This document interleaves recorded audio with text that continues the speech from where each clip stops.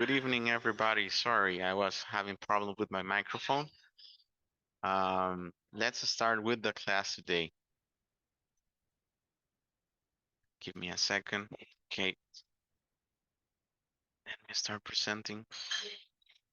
Do you see my screen? Yes. Yeah. Great, thank you, thank you. Okay, so for this week, remember we will continue working on the SQL Vault assignment until Thursday. And there are two more assignments here, but I'm gonna drop this one and this one. So these two assignments, if you please do not start working with them, I will drop them because I'm going to update two assignments that are going to be some readings that are very important for the pathway number 4. So do not start working with these operations and these two assignments that I have here. Okay, please do not start. Let me uh, remove them once I finish the lesson.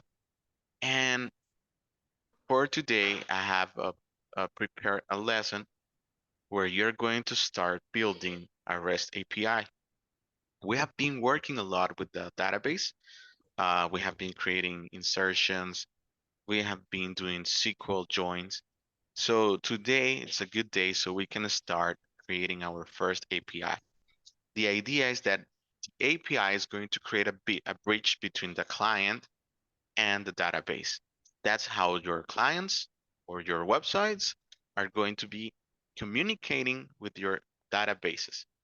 Okay, so let me show you some objectives that I have prepared for you today. First, we're going to connect an Express application to Postgres using an NPM package that is called PG. Then we're going to start implementing 4 methods. The method post is equivalent to an insertion. The method get is equivalent to a select operation in the database. The method put is equivalent to an update, and the method that is called delete is equivalent to the same word delete, but with this element we're going to perform a delete SQL command.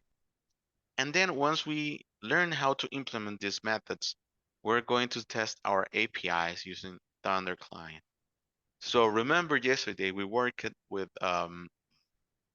it was an example about a hospital. So we have some tables defining our databases, right? In my database, in this case. So that's going to be the example or the table schema that we will be working. Now, let's understand what is Express. Express, it's a lightweight web framework for Node.js. And this is going to help us to simplify building APIs, and we're going to convert our local computers into a web server.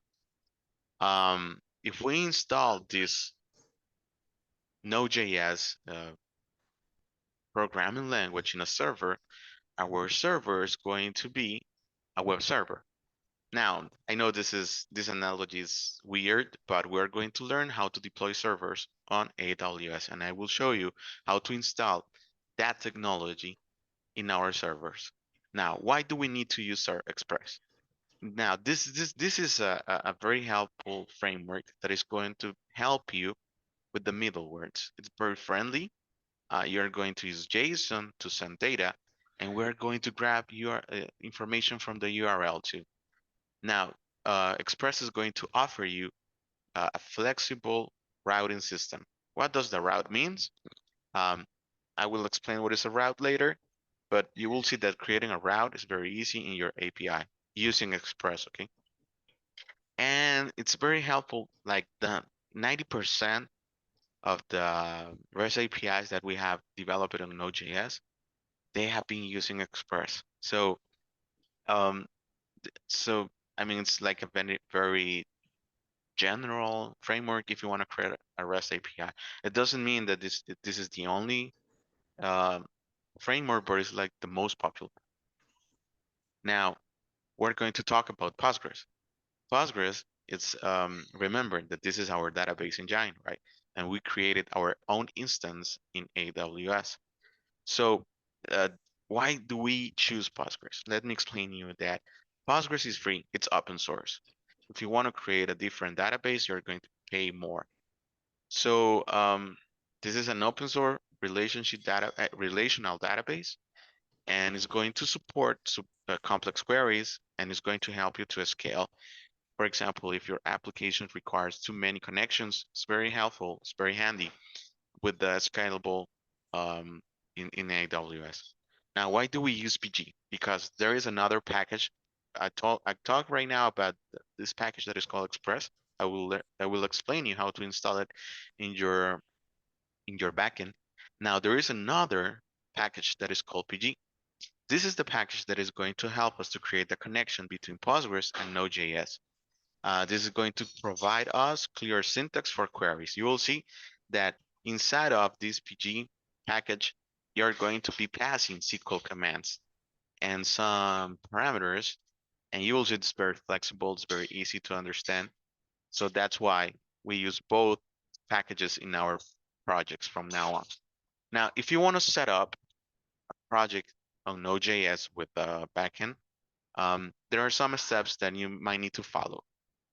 My recommendation, I mean, there's not only one way if you want to create a project. The first, the first step is that you can create that directory, then you can install the dependencies. Once you install them, you can start coding. And this is one way to do it. Now, the other way is that I have 10 steps here. My recommendation is that you can follow these 10 steps. It's very easy, but I'm going to show you the two ways. You will choose the one that you prefer. If you feel that these 10 steps are easier than this way, I mean, you can choose the way that you want. But I'm going to start presenting the first 10 steps that are these ones. So if you want to create a backend repository, my recommendation is that first you need to go to GitHub. So I'm going to access to GitHub.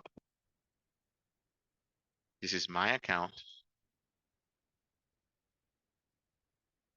Okay, once you access to your GitHub account, you're going to create a new repository. In this case, you're going to put a name for the repository, and this is going to be called Hospital Backend. You can provide a description if you want. I'm going to leave it an empty field here. Here, I'm going to select that this is going to be a public repository. You can add a README file if you want. This is not mandatory. And then this is very mandatory, this part. You might need to select the git.nord file. So here you need to choose the Node.js file. Once you've done this, you're going to create the repository. And as you see, it has the first commit with the git.nord file. Now, my recommendation is that you can clone this repository. So I'm going to copy this URL into the clipboard. And I will open a terminal. And I will navigate to my documents.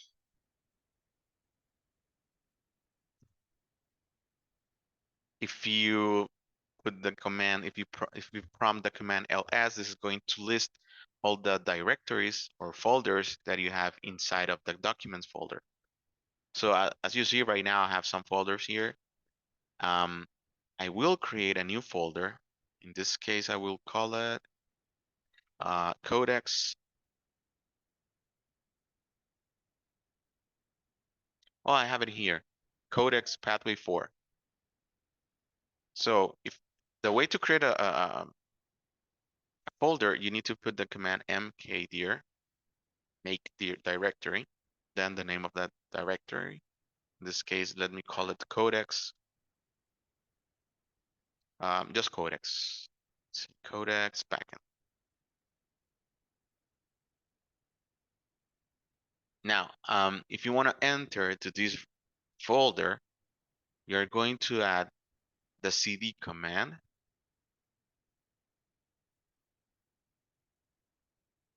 And if you list the content of this folder, as you see right now, it's an empty folder. So my recommendation is that now you can open this folder in, oh, let me see. No, inside of this folder is where you're going to clone the repository. So here you're going to use the command git clone, and then you're going to put the URL that you have grab it from your GitHub account. That is this one.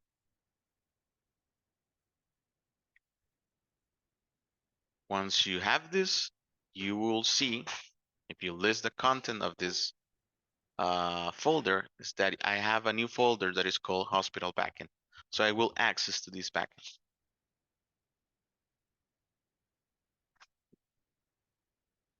Okay, now I will open this folder in VS Code. Just type in the command code and dot.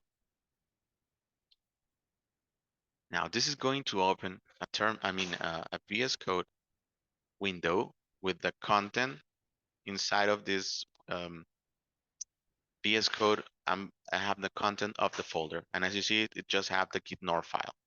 Okay, so once you do these steps, you're going to open a terminal, and here you need to initialize the repository. And the command necessary to initialize the repository is npm init -y. And this command is going to create something that is called the package JSON. The package JSON describes some information about your project. For example, the main file, it contains some scripts that you can do by yourself. And here, if you install some external packages, you will see that it's going to appear a section that is called dependencies. Okay, and that's where you list all the dependencies or all the packages necessary for the project. So we have right now initialized the repository, and in this case, the next step is that we are going to install the dependencies.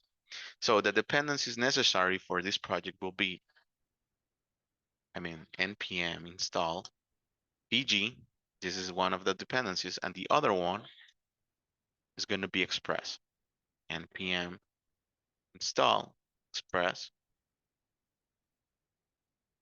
This is installing another dependency. As you see, it appears inside of the folder, another folder that is called node modules. Inside of this folder is where you have all the libraries that I have downloaded. A new dependency will be added. And the last one will be called npm dot, install dot m. This dependency or this library will help us to create environment variables. So our connection, our secrets connections are not going to travel to GitHub. That information is going to stay in our computers.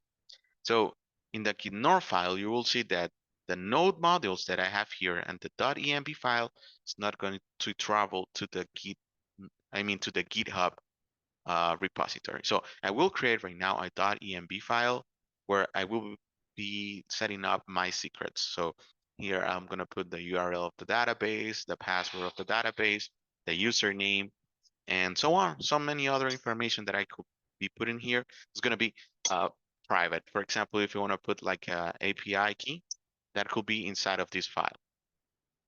So let's continue. Let's go, and we need to understand that I have done all these steps until here. I have installed PG, Express, and .env. Now, you might need to create a connection to the database. So the connection to the database, I will create a new folder that is going to be called DB.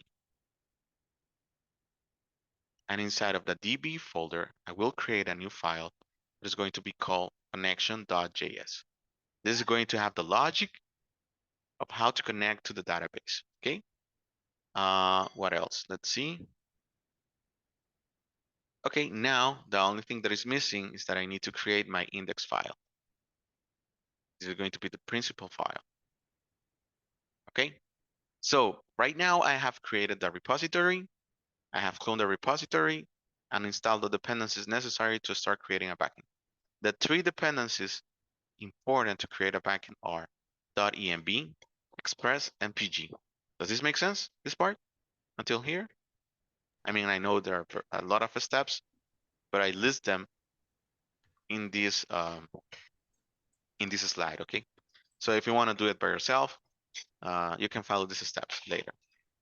Okay, now, once I have this installed in the computer or in the project, I need to start coding my backend. And the first part is that you need to code your database connection. So here, one step that I missed to talk about is that we're going to change the type. Instead of having a common JS, we're going to use the type module. So this is going to support how to import the libraries necessary with a different syntax. So inside of this folder, we're going to import the pool object from PG. Okay, this pool object, it contains a pool of connections. So imagine that you have a pool filled with water. Instead of being filled with water, it's going to be filled with connections. And these are connections that you're going to do to the database. Does this make sense? But why it is called pool? Yeah.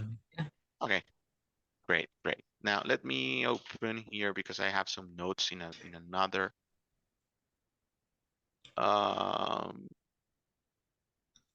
And I will put this in another screen because these are my notes.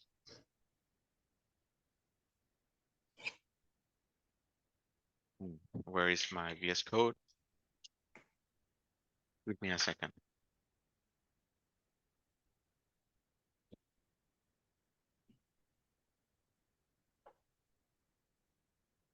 Okay, so let's continue.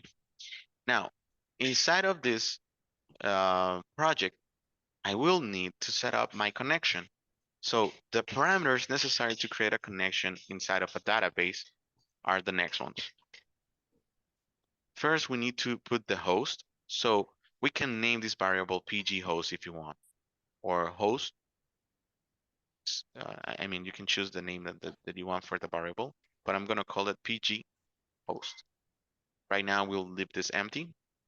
Now, I will require a port. Remember, this is the port for the connection to the database. PG user, this is the user that you have created for the connection to the database. Then the password. And the last part is going to be the PG database. So here, if you don't remember your host, you can access to the connections that you have here. Remember that this is the connection that we prepare. So if you right click this connection, there is an option that says edit connection. And here you can copy the host URL. So I'm going to copy it here from here and I will paste it. Does this make sense? This part, the PG host. Yeah. This is Yeah. okay, this is where we're going to be connecting. Now, the port, we have it here. Now the user, we have it in here too.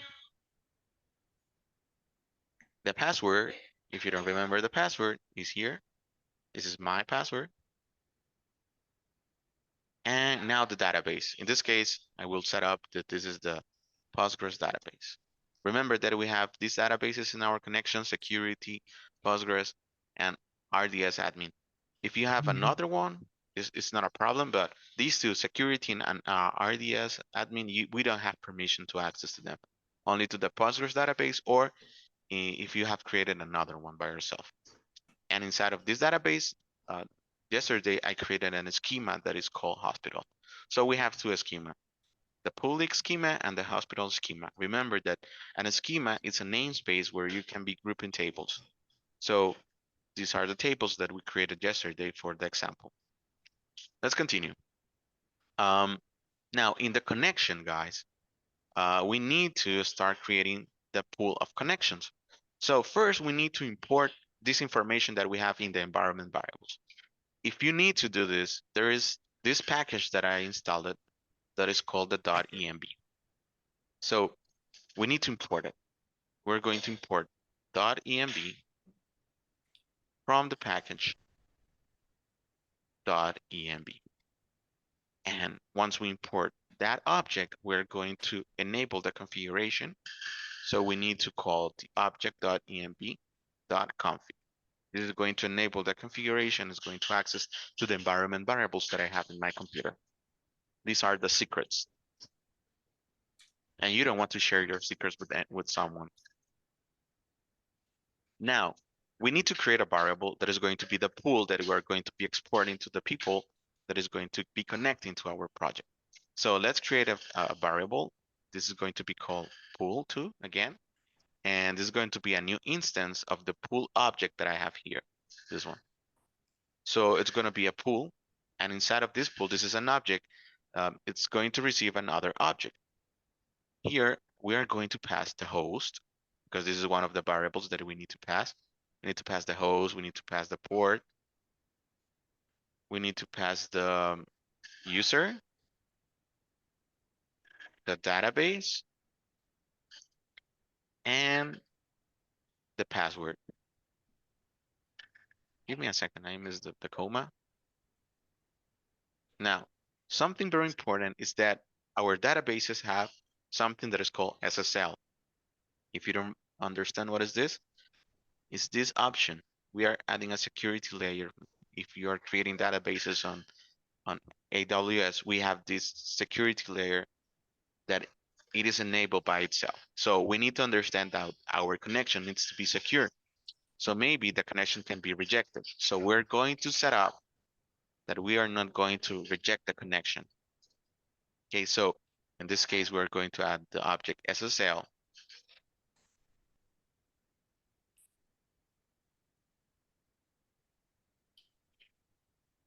And here we're going to reject authorize false.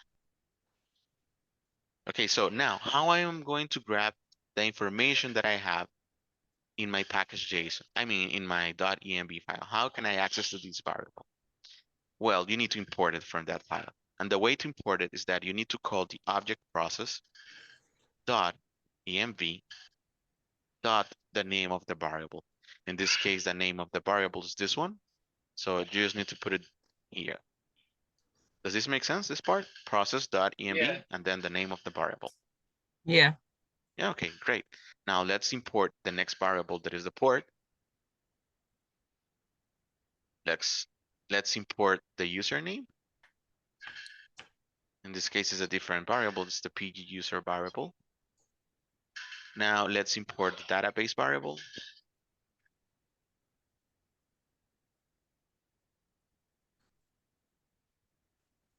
And the last variable will be the password. Now it's very important that you need to have your own, give me a second. This is the password. If you haven't done the process of creating the RDS instance in AWS, you won't be able to do this part. So that's why it's very important that you need to have your own database on my account. Okay, so if you don't have that part, you cannot do these steps. So my recommendation, first create the database, and then you can continue creating your backends from now on.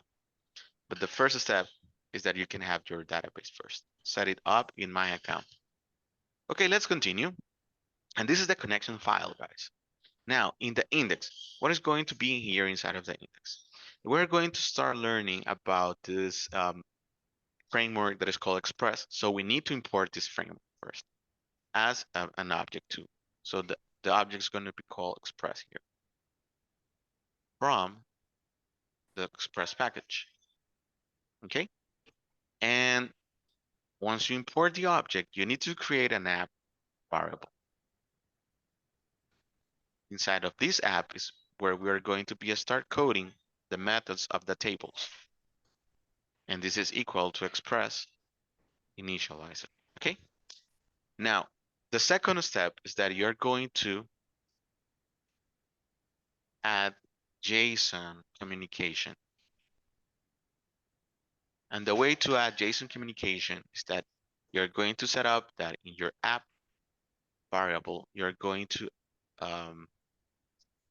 app dot JSON, no, app dot, sorry, dot use. And we're going to start using JSON from express dot JSON.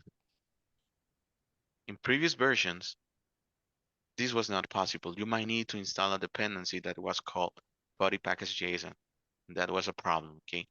So from the newest version contained this native communication with the JSON content that we are going to be passing as part of the request. Now, once we set up the communication in JSON, we are going to start creating our endpoints, okay? So, but previously to start creating the endpoints, I will deploy the app. So the app needs to be listened. I mean, it's going to be deployed in a port. So I will create a const that is going to be representing the port of the app. And right now it's going to be the port 4000. So we're going to start listening the app in the port 4000. And this is a callback that you can pass here. And this is going to represent that this is running. So let me console log server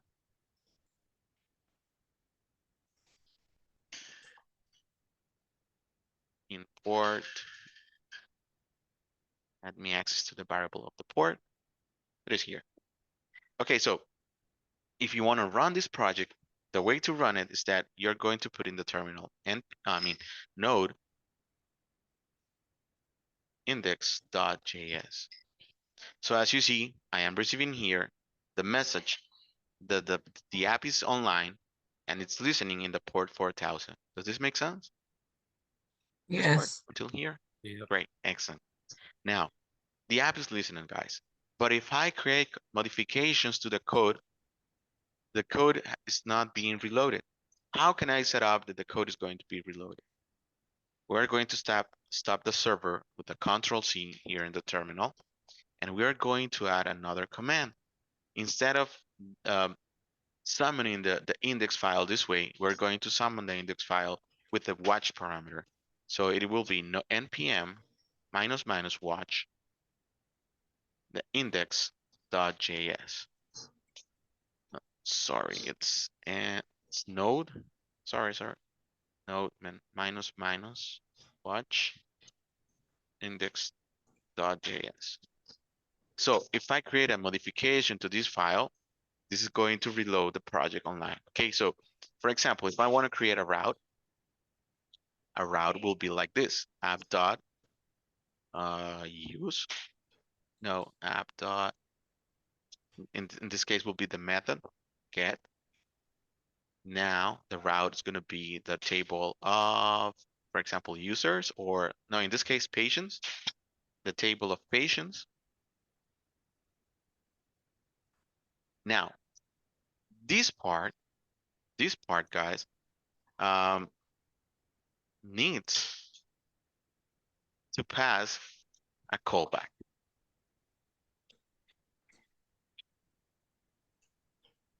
So in the callback, in this part is where we're going to be sharing data or creating a SQL operation. So imagine that right now we just want to share some information about the patients. I will create right now a dummy information. So let me create an array. And the content of this array will be this, just like this.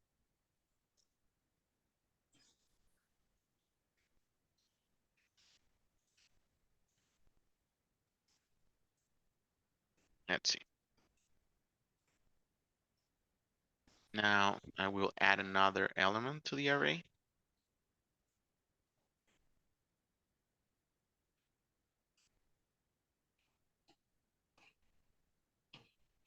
Let's see, Superman. The age is going to be 45. Okay, let me format it.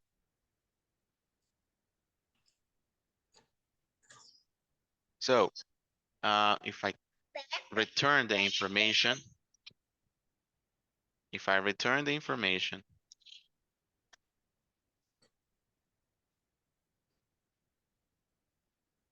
it's very important that the callback receive two parameters, the request and the response. The request the response dot JSON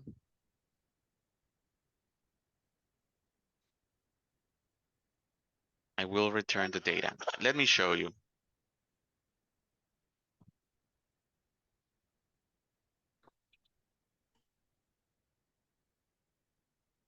Okay, now as you see, I have been creating modifications, and there is this message that the index is being restarted. Okay, so the modifications are online.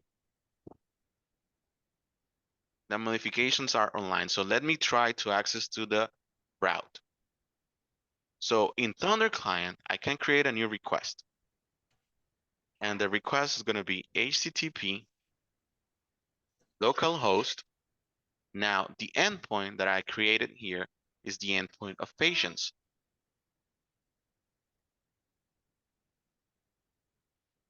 If I hit send here, I am returning the array of the information that I have there. That's a dummy array.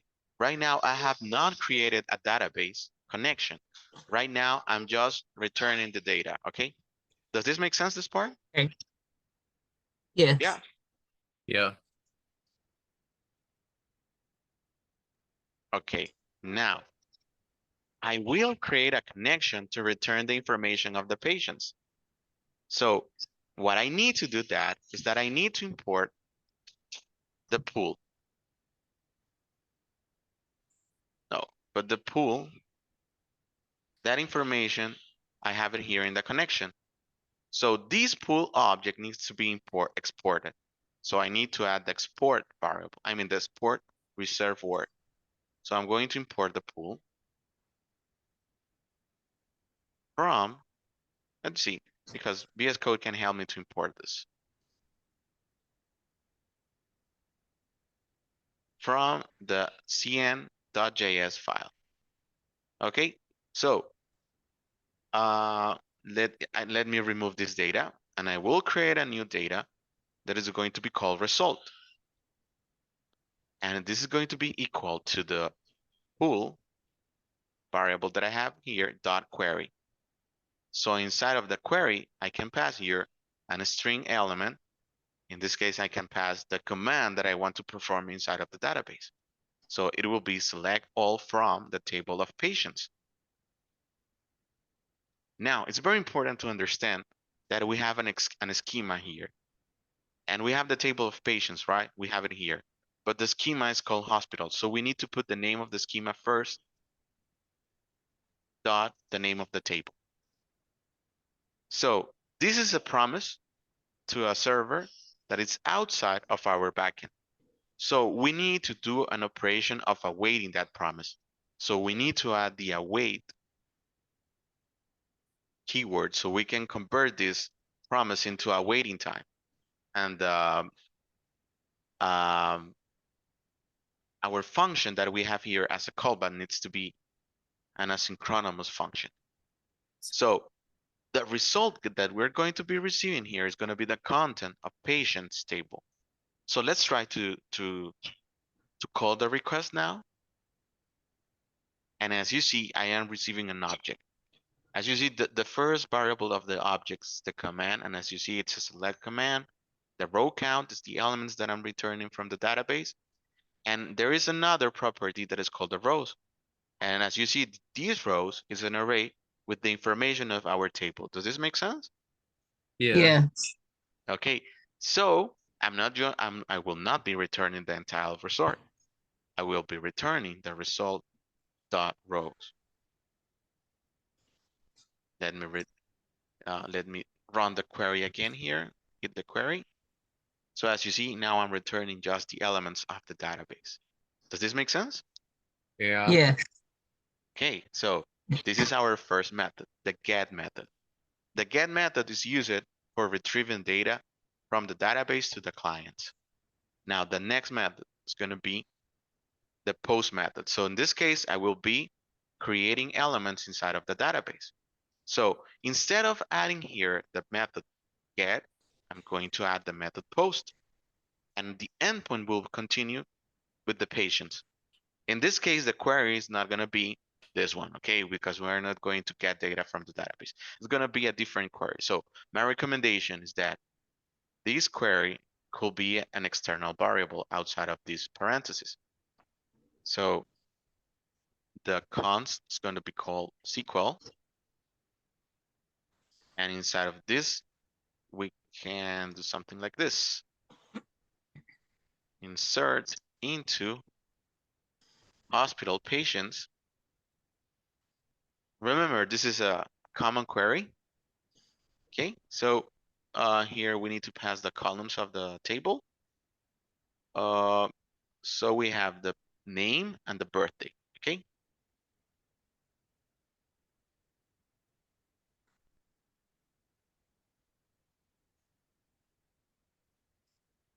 So the values, this is very important, the values. Instead of passing the information of the values, we're going to pass parameters. And we need to put a number for the parameter. So this is gonna be a parameter with the number 1 and the parameter with the number 2. This is gonna be replaced by an array.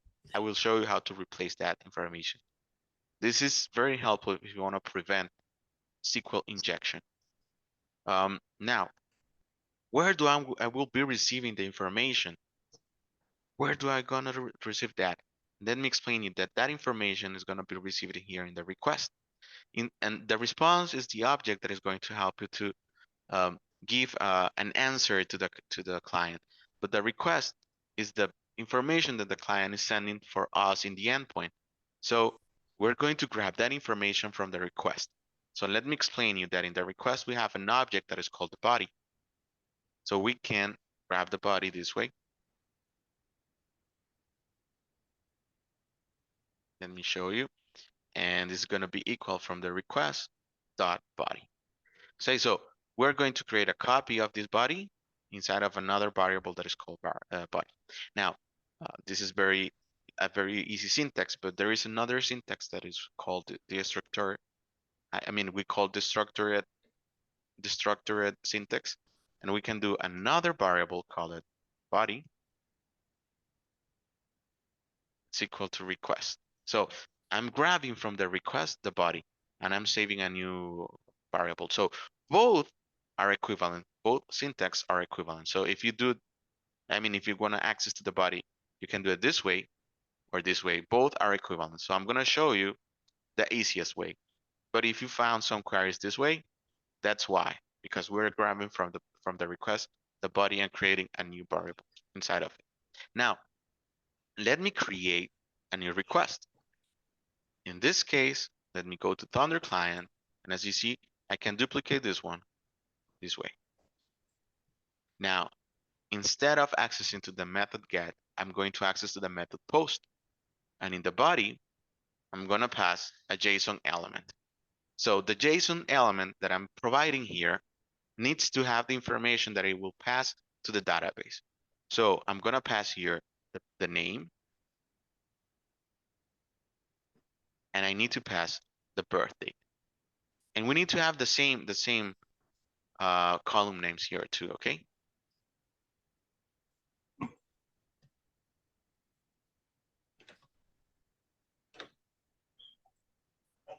Okay, so imagine that I need to create a new element or a new patient. In this case, the patient will be, maybe let's see, Batman. And the birth date is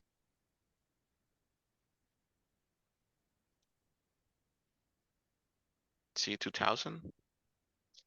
So if I hit send here, guys, let me see. I will console log this. Give me a second.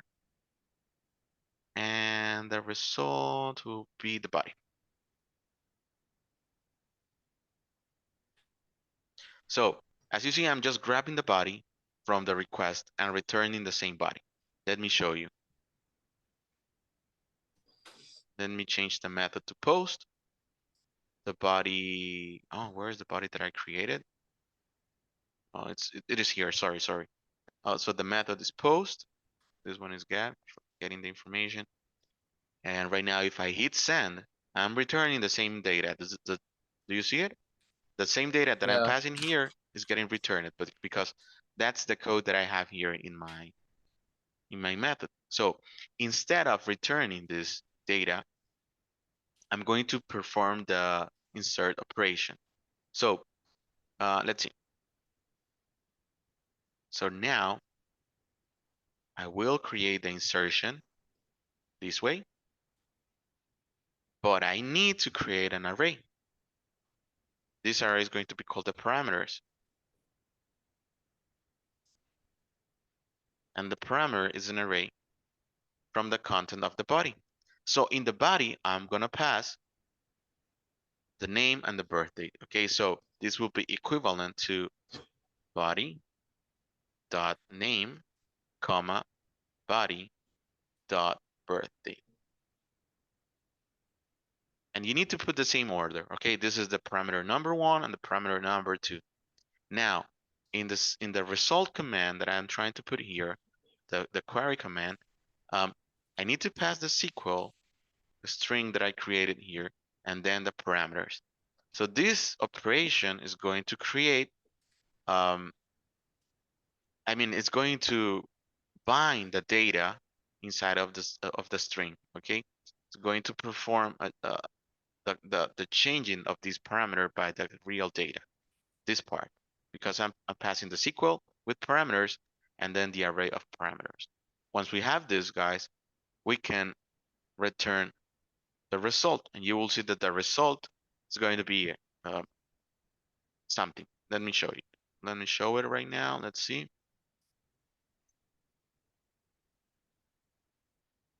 Okay, so I have an error here. Okay, let me try it. Let me explain it that I have 3 elements inside of the table. And let me show it. I have 3 elements with the ID 1, 2, and 3. And yesterday, I didn't let the database is going to calculate the auto integer. The auto increment integer. I passed the ID. So I'm receiving 3 errors. I will be receiving 3 errors because the first 3 elements, right now the database is trying to create the first auto increment, and it's creating a confusion with this one. So if I hit 3 times, this is going to fail. You will see it. This is the second time. This is the third time. Now this is the fourth. You will see that now Batman is going to be created. And as you see, the command that I have here, it's the information about the operation that I have done. Okay, but I don't need to pass this information to the user. So my recommendation is the next. When you insert data and everything's okay, my recommendation is that you can pass a JSON object that says message object created.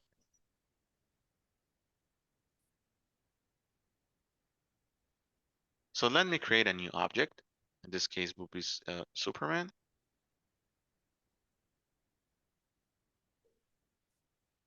If I hit send, object created. Now, if I grab the information of the patients, you see. Okay, so I have 5 elements. Okay, Batman and Superman and the 2 newest. Does this make sense? Yeah. Yeah. Yeah. Okay, so let me do something. Let me add a commit to this repository.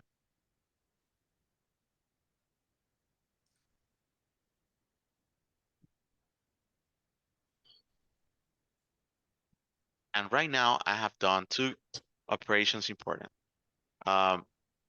Reading information from the tables and creating information inside of the tables.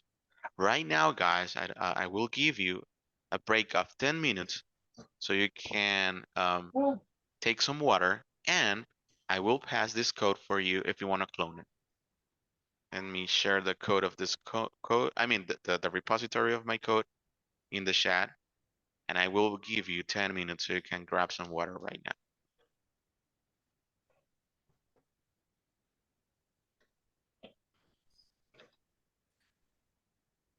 Okay, so see you in 10 minutes.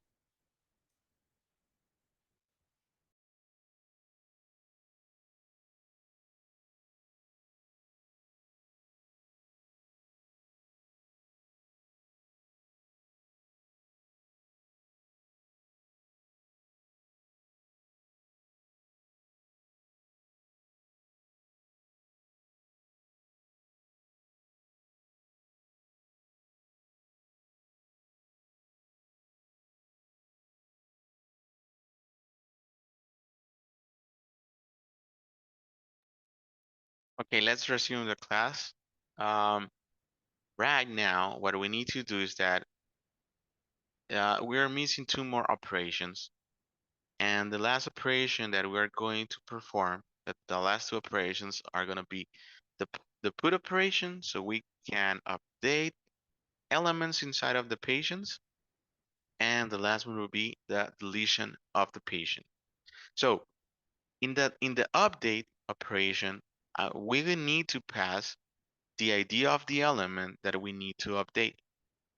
And if you're going to remove elements, you should pass again the ID of the element. So we're going to learn something a little bit different right now.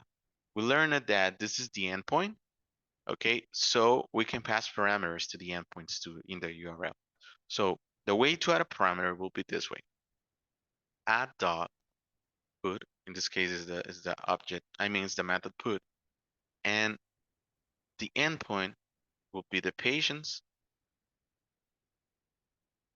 Now we need to pass the callback, and the callback needs to be an asynchronous operation, okay? Request and response.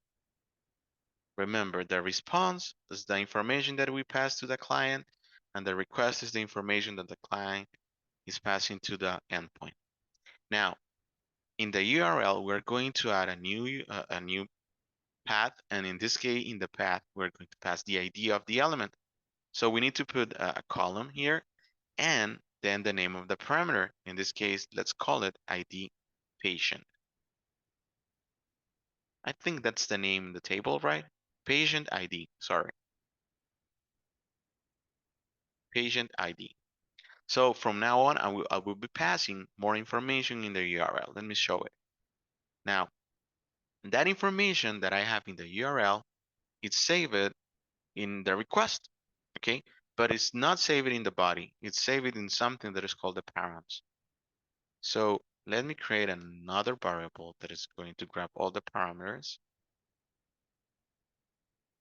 And this is part of the request dot body, dot params. Okay, so inside of the params, we can pass the content of the URL. Now, that information is going to be adjacent to. So in this case, we can pass the name of the parameter. So this will be the ID of the patient or patient ID. Sorry. This is the patient ID. Now, once we have the patient ID, remember that we need a SQL command. So the SQL command is going to be an update operation. Update the table of patients. Remember, we need to put the schema, hospital schema, and then the operation of an update requires the variables that we need to update. In this case, we have two variables that we can update. So it will be the, let's see, the name and the birth date. So the name is going to be equal to the first parameter.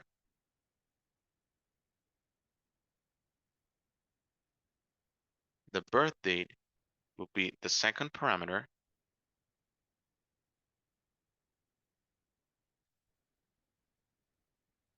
Where, remember, update and deletions, they require the ID of the element that you want to remove or update. It's a very risky operation, okay? Where the patient ID, it's equivalent to the third parameter of the array. So let's create that parameters right now. So let me create a new array.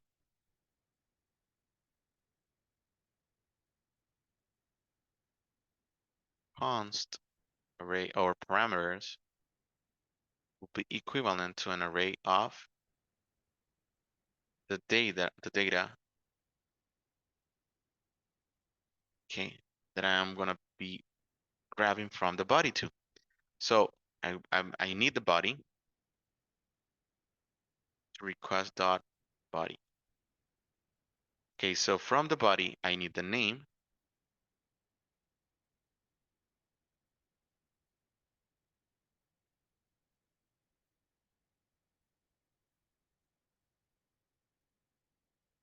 body dot birth date, and the ID we have it here, so we don't need to access from the body that information, because that information we grab it from the URL. Okay, so let's create the operation in the database. So we need to save this operation in our result variable. Will be equivalent to an await operation, because this is a promise from pool dot query, and in the query I will pass the SQL command, or the SQL that I have constructed with the parameters. And the parameters, I will be passing that information in a request. So this is gonna be the request. So let me duplicate this. Let me rename this. I think we can grab this as patient post. Let me rename this one as patient update.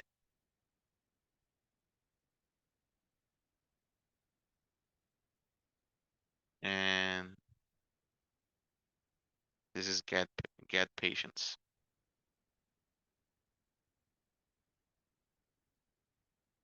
Okay, so this is the operation of creating a new patient. This is updating the patient. So in this case, let's remember how many patients we have. We have the patient 1, 2, 3, and 5. So I'm going to rename this patient. Okay. So remember the ID is the ID number 4. So I'm gonna update it here, and that ID needs to be passed in the URL. So this is the parameter ID. As I show you, is this one. So the ID number 4 is going to have a new name. The new name is going to be Bruce Wayne. And let me run the query. You will see, or in this case, I need to change the method to put. Sorry. I have a mistake here. No, I haven't. It's processing. This is weird. Getting like suspended. Oh, I missed to return information, guys. This is my mistake. Now I need to always return data. As you see, this is a mistake that can happen.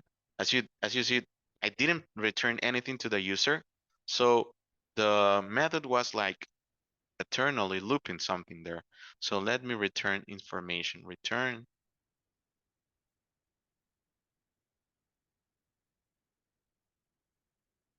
rest.json object updated.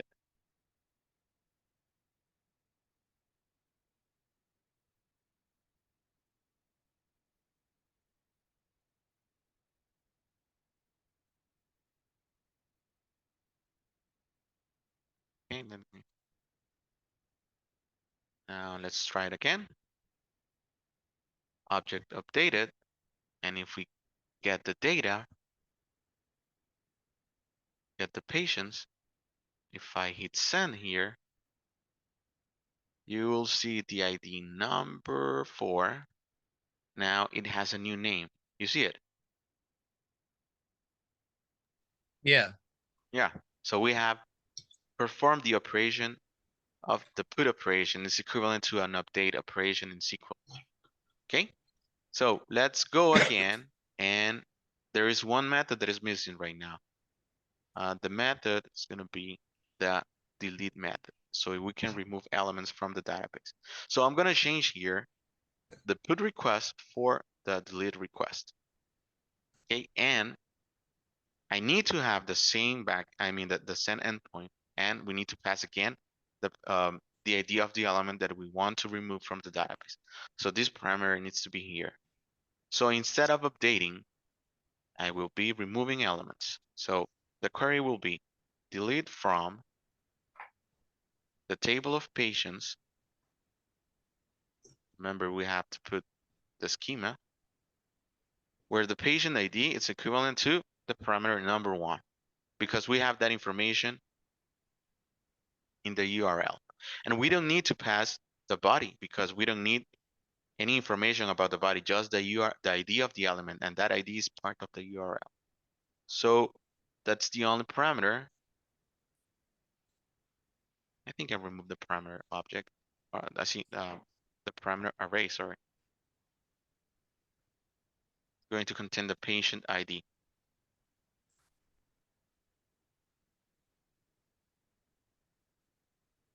Okay, so we have the patient ID here.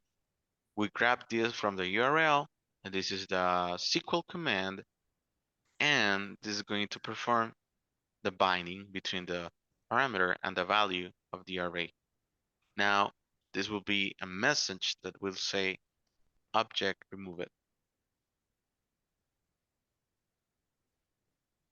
Now let's try to create, let's duplicate this one. And this, instead of being using the put method, is going to use the delete method. In the JSON, we don't need to pass anything here because the information that we're passing is just the ID of the element that we want to remove from the database. So if we hit send here, object remove it. So if I get my patients, you will see that the ID number 4 is not existing in the database. You see it? Yeah. Yeah. Okay. So let's see, let me rename this one.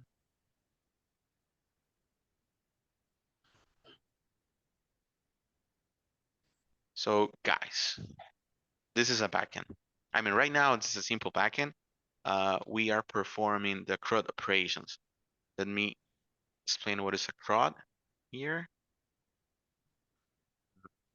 I'm gonna create a new slide here. Definition of CRUD.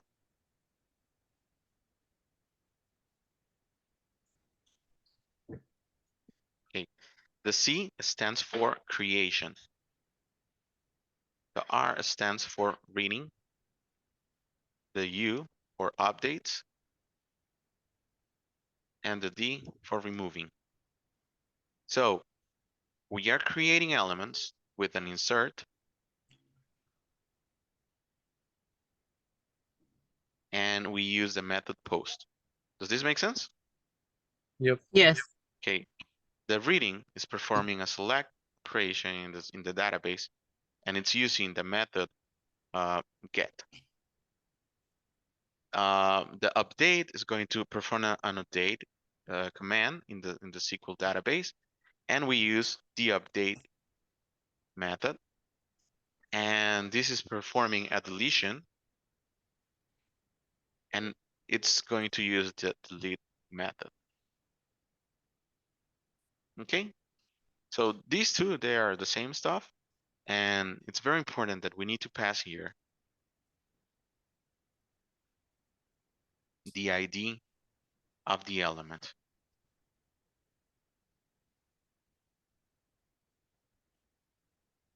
This is very important.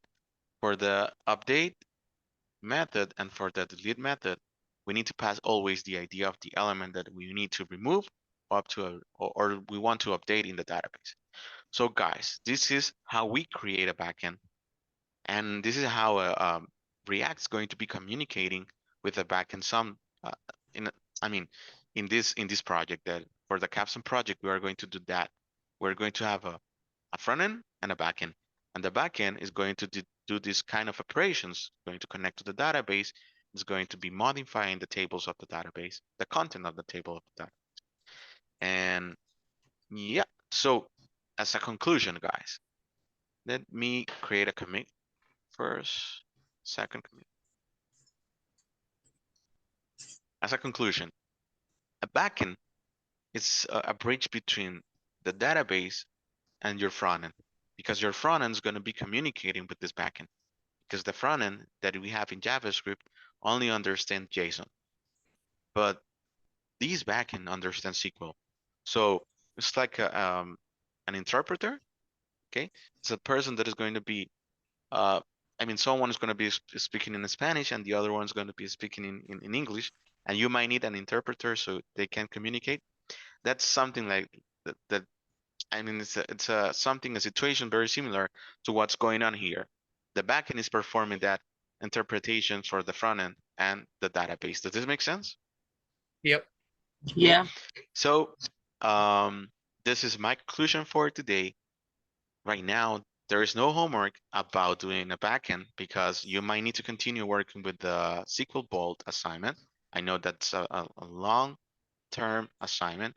And remember, the due date for this assignment is this Thursday. So if you have questions about it, let me know so I can help you.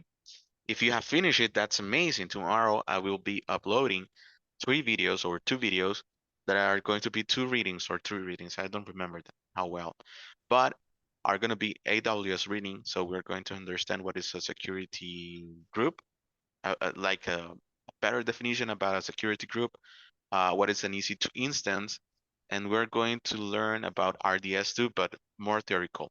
And that's part of maybe, I mean, if you want to do a certification about AWS, guys, this kind of content is the one that you're going to be studying later if you want to certificate.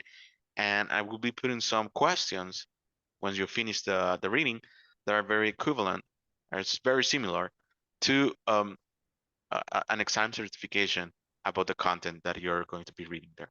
So um, this is all for the lesson, but we haven't finished the class. So let me know if there is any question about this. If not, you can start working with the assignment. Is there any question? Okay, if you don't have questions, my recommendation is that you can grab, and you can clone the repository because this is going to be an example for the next week. So you can create your own backend because in the next week you will be coding and you will be deploying this backend in an EC2 instance. Okay, so guys, good luck with the assignment.